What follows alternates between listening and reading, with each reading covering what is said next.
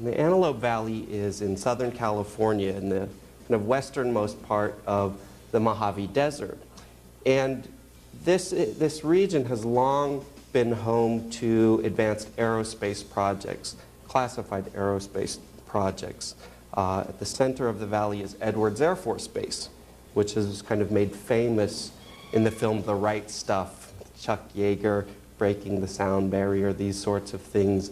Several years later, the first rocket plane would fly there. When the Space Shuttle Columbia landed from its first flight to space, it would land on the dry lake at Edwards Air Force Base. So this is a region that has a very, very rich and long history. It's a kind of military flight test area. Now, in the corners and the recesses of the Antelope Valley, there are hints happening here at the same time. You find kind of obscure radar ranges and restricted parts of the valley where you're not quite sure what's going on in there. You find these strange radar installations, dishes, and that sort of thing. And some of these landscapes speak to a subset of this world of aerospace development, engineering, and testing, which is classified projects, working on black projects, as they call them, in the military. One of the things that, as I've interviewed people over the years, that I've always tended to find is that there'll be a place in their house that looks something like this.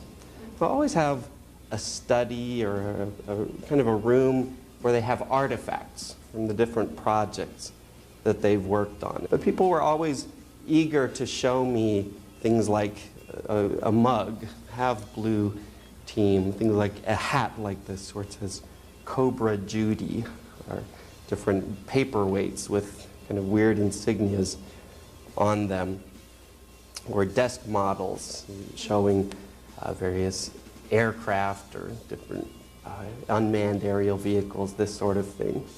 And people tend to have huge collections of patches. And people would really take care of these and frame them, and it was significant, this material was, to people that were working on these projects. Now, patches have a very, it kind of goes back to the Civil War, really, is where the system of modern unit insignia comes from. And the kind of story that's told is about a guy here named General Philip Kearny. And legend holds that during the Civil War, one day he found two officers that were kind of lounging under a tree, wasting time. And he assumed that the officers were part of his own command. And so he went up to them and started screaming at them. Why were they loafing around? Why weren't they doing their job and this sort of thing? They kind of stood there quietly, taking this general's insults and abuse. And finally, they kind of raised their hand and said, excuse me, sir, I think we're actually not part of your unit. He turned around and he said, oh, I'm totally sorry. He turned into a model gentleman. Take steps to ensure that I don't confuse people who are not part of my command anymore. And so he ordered that everybody in his unit would put this red diamond on their uniform, on their cap, so that he could recognize all the officers in his own unit. And this caught on. So this has a long, long history, and it, of course, continues to this day. If you've ever hung around the military or been in the military yourself, you know that there are patches and insignia for everything, for what rank you are, what unit you're attached to, what projects you've worked on, and that sort of thing. And it turns out that they also make patches and insignia for black projects, projects that don't exist.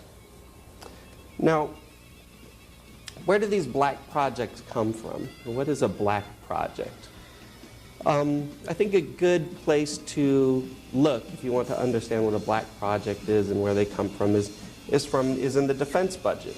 So the Constitution has a thing in there called the Receipts and Expenditures Clause, which says that the government has to publish an accounting every year of all the money that they spend. And so this means that you can go to the website for the Department of Defense and download the budget each year. And when you do that, this is kind of what it's supposed to look like. This is a line item for $12.3 million. And description: provides unit and field service equipment to enhance soldier efficiency, effectiveness, and sustainability. Items include laundries, latrines, and showers, which directly affect combat readiness and sustain combat power by promoting wellness and preventing disease. This is the budget for toilets for the year. And the justification is these toilets are going to help us be more combat ready by promoting wellness and preventing disease. And the language is kind of funny, but this is what the budget is supposed to look like. Now, if you look at a different part of the budget, this is the budget for what they call research, development, test, and evaluations programs. It looks a little bit different. You start to find weird things in here, something called pilot fish, with a budget of $133 million. Retract larch, $89 million. Retract juniper, what's this, $27 million. It goes on and on like this, these strange code names, each representing millions of dollars. They have no justifications attached to them. Other kinds of projects, for example, special activities, has no number at all associated with it. We have entire agencies whose budget is a blank spot in the ledger. Here we have the National Geospatial Intelligence Agency, which is an agency which is close to my heart. This is the Pentagon's geography department, as it were. You can see this black budget and these black projects reflected in people's resumes. There's a squadron called the Red Hats. Their symbol is more with less. And what the Red Hats do is they fly a collection of former Soviet Union fighters. They fly MiGs.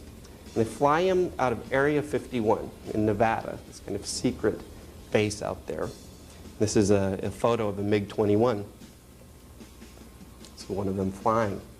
So it's a classified unit, 6513th. Now he's got some other stuff in his resume. 5 to 1997, he was the commander of a classified flight test squadron. If you have classified aircraft, you have to have classified squadrons of pilots to fly those aircraft. The patch of this classified flight test squadron that he commanded. It does not have a unit number. The unit has no unit designation. It was called the Special Projects Flight Test Squadron. And there's some interesting symbols in the patch here that help us understand what's going on here. First of all, on the left side of the patch, we have a collection of 5 stars and 1 off to the side. It's in Area 51. This is where this unit flies. We have this wizard who's holding a sigma symbol. That sigma symbol represents invisibility. Like in the engineering language of stealth, this is the ideal that you want to achieve. You want to create a radar invisible aircraft, which is represented by this symbol. On the right-hand side, you see a ball falling from the sky. And what that represents is an aluminum ball that they drop from the sky to calibrate radars on the ground. So you drop something from the sky where you know what the radar cross-section of it is supposed to be, and you're able to calibrate your radar that way. Again, we have this radar. On the bottom left-hand side, we have a generic aircraft on the right-hand side. And we have this peculiar sword here. We're going to come back to that sword a little bit later. So, oftentimes, as we saw with that Special Projects Flight Test Squadron patch, there are little clues in the patch that speak to the purpose of these classified units or these classified programs. You remember the sword that we saw in the Special Projects Flight Test Squadron patch? Well, that showed up on this patch in the mid-1990s. A friend of mine saw somebody wearing it at Edwards Air Force Base and went up to the guy and said, "Hey, what's this bird of prey? I never heard of bird of prey before." And apparently the guy turned around and said, "Well, I could tell you, but then I'd have to kill you." But what bird of prey is depicted in the patch. Now, bird of prey has become one of 3 airplanes that have been declassified since the late 1970s. It was declassified in 2002. And when they declassified the airplane, this is what it looked like. So the shape of the aircraft was the same shape as the handle on the sword.